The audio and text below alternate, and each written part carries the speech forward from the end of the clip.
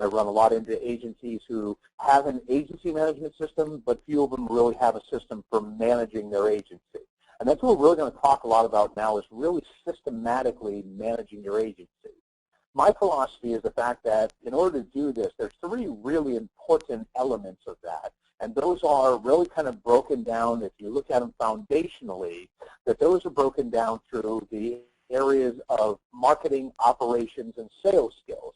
And I'll show you how the three of those kind of come together to really create a balanced approach. When you're having the ones that are in there, we look at it, and I'm going to talk about the marketing 3 M's, the operations 3 R's, and the sales 3 P's. Someday when I get older, I'll go into 4, or maybe I'll just go back to 2. Marketing, and the most important thing you can understand about marketing is that the thing that most agents miss is you get what you ask for. So when we're going through and mailing out or contacting clients, trying to get people to come into our business, we realize that we actually are getting exactly what we asked for. And I heard a presentation one time by Michael Jantz. What he really probably put it down as simply as possible when he talked about the 3 M's. And if you look at that, his 3 M's, and if you're almost drawing this out on a piece of paper in front of you, makes 3 columns.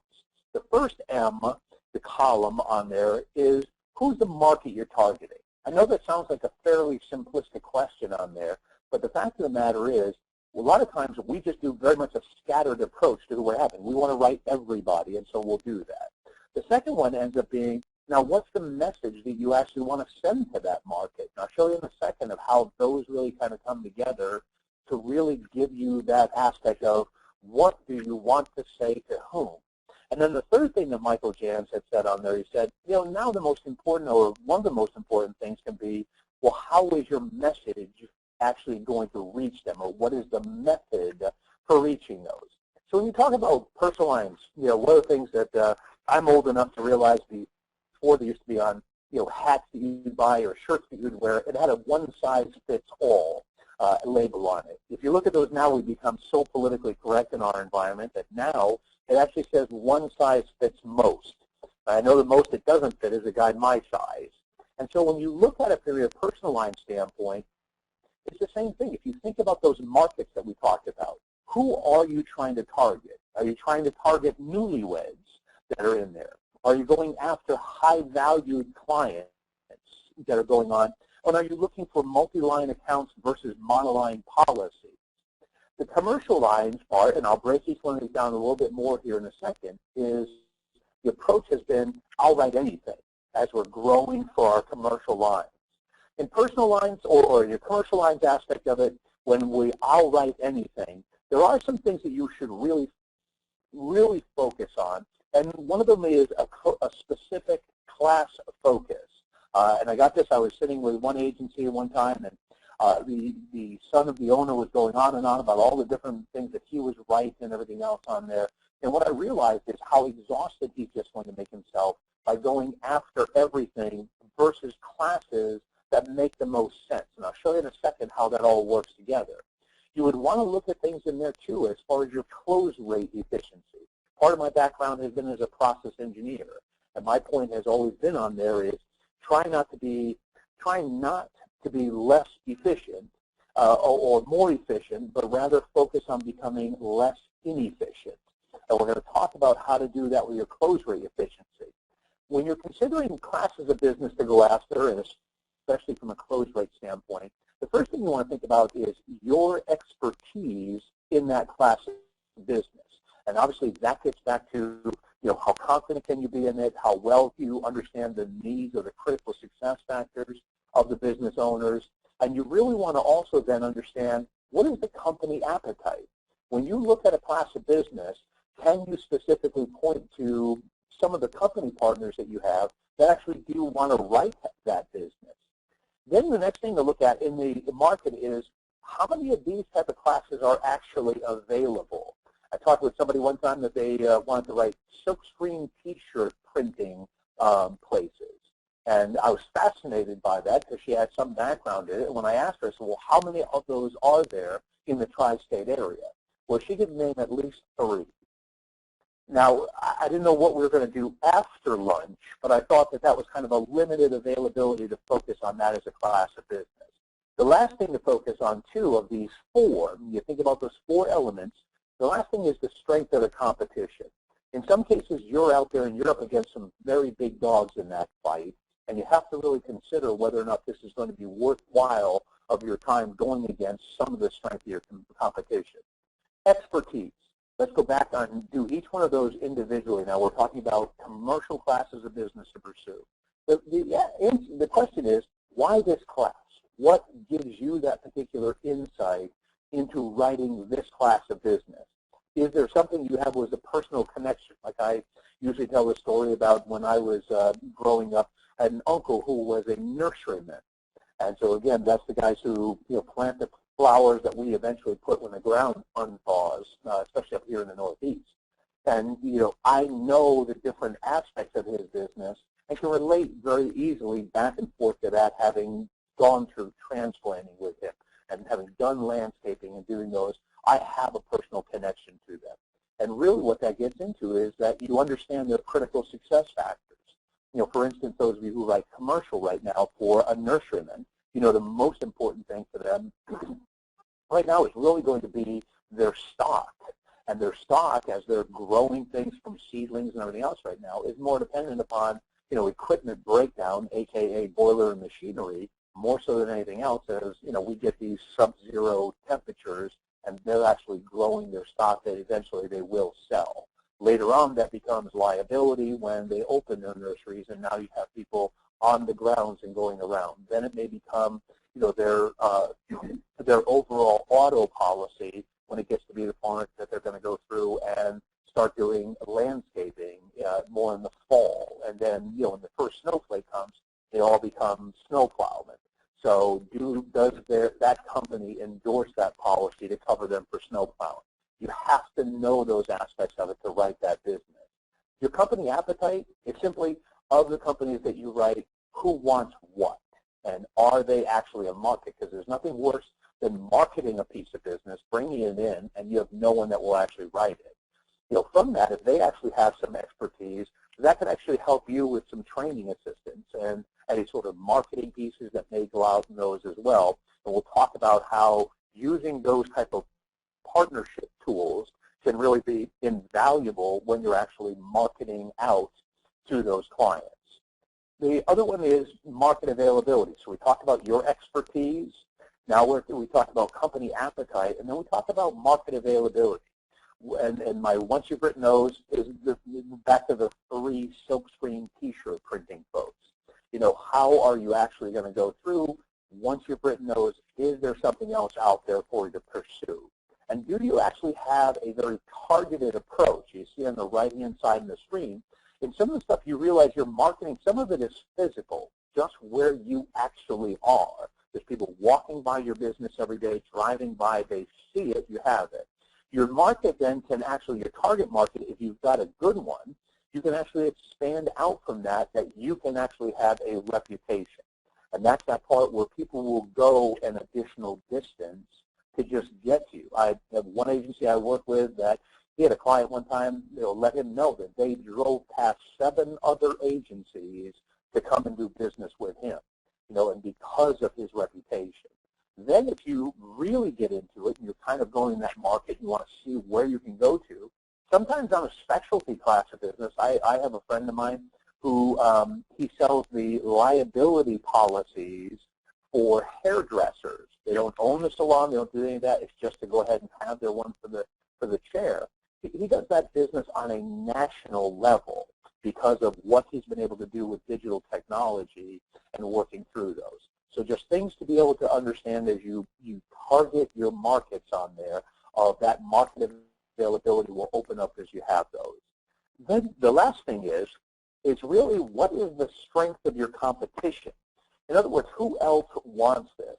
I had another associate of mine who one time was going after LP gas distribution station.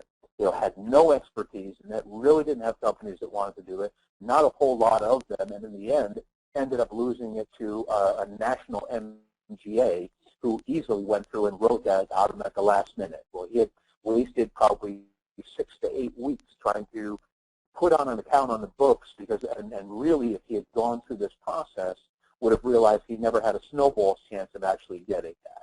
And a lot of it is when you think about these things, as far as your strength of your competition when you're marketing, is why should they write with you? And it's really one of the things that I think that on your drive home tonight or your drive back into the office tomorrow morning, you really got to answer that question, because there is competition out there. Why should they go through and write with you? Why should they do business with you? And keep in mind that this is going to be rated on the inverse. And what that means is when you're thinking about bringing these all together, that you look at your class of business, and if you list whatever your 10 is down the left-hand side, skip over the total for a second and think about what is your expertise. And here's how this works, is you would go through and you would say, I want to force rank myself on these 10. And so by force ranking, it simply means in one of them I'm a 10, in another one I have to be a 9, I'm an 8. There's no duplicate numbers. And then what you do is you just go across the columns and do exactly the same things on your company appetite, your availability in the marketplace, and also with your competition, keeping in mind on the inverse. In other words, where you have the least competition, that's actually going to be your 10. Where you have the most competition becomes your 1. Then what you do is you simply go across the rows and you add them up. And very quickly, what looked like before, well, I'll spend a tenth of my time with each one, it becomes painfully obvious where you should be spending your time. That out of, and these are obviously just made up numbers from these. Yours will be whatever they are. But in this one here, it becomes painfully obvious that I really should be spending my time with architects, law offices, and medical. However, there's also things I need to consider with that, where I might not have such a great expertise in here, but the fact of the matter is I actually have companies that really want to write this, and from a competitive standpoint, there's not a lot of other folks out there doing that. That does give me some things, but I've got to look at the relation between those. Whereas then I might have something like with hotels. I've got a lot of expertise. The companies I represent don't have much of an appetite for that. Bunch of them out there. I need to go through and possibly look for some additional companies. And again, just keep in mind, those of you who have worked with me before, you realize I have a propensity for simplification. And that's exactly all this is meant to be on there, is really to give you what your target markets would be. And my point is always, once you've mastered those first 3, apply those same learnings to the 4th, to the 5th, and the 6th. Keeping in mind as you go down through here, it's more of I can spend 100% of my time on these 3 versus a tenth of my time on each of those 10. So when you're thinking about your markets on there, then that's really, again, from a commercial standpoint, to apply that. With your message, it's, okay, once you got there, what do you want to say to them? In other words, what is your agency's philosophy? And again, keeping in mind that that's going to be different, based on the individuals that you're actually staying in there. In other words, if you're going out to that high-valued home member that's out there, are you going to talk to them about, saving them, $50 on their insurance or 15%? I would hope not. I would hope what you're focusing on instead is the companies that you offer that can go through and provide asset protection for possibly the millions of dollars that they have in both wages and their earnings, their personal property, their businesses, any of the rest of that, and making sure that those things are out there and correct. Because some of the stuff that's going to get across with that, I was at a large company. At one point, we had our marketing department send out one mailer to drive the leads into our sales area, direct sales area. And one of the most, quote-unquote, successful ones from their perspective was one that where I was trying to work with them to make sure that we were account rounding, that we were upselling, that we were giving the best value versus a price message. It was debilitating to the people answering the phone when someone would answer the phone and say, "Hi, this is John. How can I help you?" Only to hear on the other end of the line, "Yes, my name is Dave, and I'd like to save or more." And you realize you're getting exactly what you asked for depending on the messaging that you're sending out. making sure that that is being, as I say in the last one, contact consistent. In other words, if that's the email that you sent out, or that's the mailer that you sent out, or the postcard, or whatever way that you're doing that, is that a consistent experience that they have when they're calling and talking to somebody in your office? Your method on there is basically then, how is your message going to go out to your market? Is that something that's going to be in person or over the phone? Are you using different print and various distributions on there? Or are you going to use email marketing and social media? As an instance for that, if you've drawn that 3-column thing on your paper and you realize, okay, my market is going to be, I'm going after high net worth clients. Well, if you're going after high net worth clients, your message then is going to be protect your assets. And then one of the places there's a little town up in New Hampshire that I love to go up there to an agency. They have a little place for breakfast there called the Pub. What's great about them is their breakfast is $1.09, and you can get 2 eggs, white toast, and hash browns. No substitution, $1.09. One of the things I love about it is they actually have a little paper placemat on there that has all these local businesses all around the edges. In the middle, it has like a trivia quiz, and the answers are actually included within those ones, within the businesses that are around it. So you actually have to search for them. However, if I'm a local business and I'm trying to market to high net worth clients, to talk to them about protecting their assets, does it make sense for me to advertise on the Pub placemat where somebody's coming in for $1.09 breakfast? Or would it make more sense to do co-opted ads, with the local country club or with the higher end, dealerships, car dealerships, or possibly with like a Sotheby's real estate, and making sure that those different things are going to provide you the means and you're reaching the right people you have. Just like if I'm going after newlyweds, probably going to go out and advertise on Pinterest. If I'm going out to the college grads, then I'm going to look at some of the other more fluent forms of social media, such as Twitter or Facebook, and really use those. If my method is going to be over the phone, some of the things for you to consider is the fact that these are our kind of survey says when we do things over the phone, is just being very conscious of our nonverbals, our tone of voice, and keeping in mind that our words in many cases have some of the least effect, and probably surprising to most of us is that only 7% of those is what we say. Our effectiveness over the phone or face-to-face is the words we say.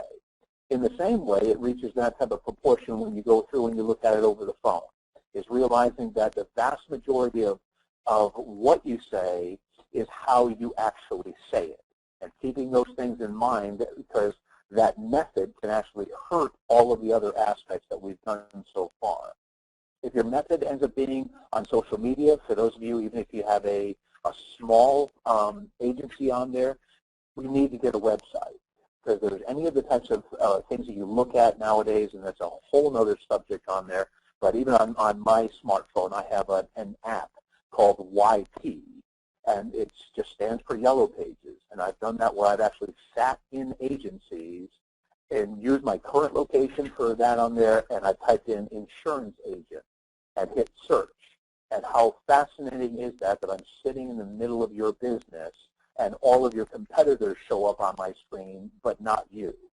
And so with some of the stuff, you want to look at it, but it's also the correct application of using these things as well, is making sure that you can go through and making sure that you go through and with Facebook or LinkedIn, you're using them appropriately. Facebook is that age-old question, how do I get myself out to my clients so they know me as a person, know me as a business person on there. And then LinkedIn is much more of that's where you're going to be selling. That's where you're actually talking on a business-to-business basis on there. And I usually give the situation on there. Well, usually give the I'm trying to turn my pen off in here, and there we go. And what I can do on there is it's kind of like a situation like, let's say you're at the beach one day and you want to go through and you just want to go get a couple of snacks. Well, you're very comfortable on the beach in your bathing suit, but as soon as you cross the road and go into the bodega or convenience store or anything else into there, all of a sudden you become very uncomfortable in those board shorts or bikinis. And it's one of the ones where all that is that's like the difference between Facebook and LinkedIn as far as the messaging that you want to be putting out there based on the platforms that you have.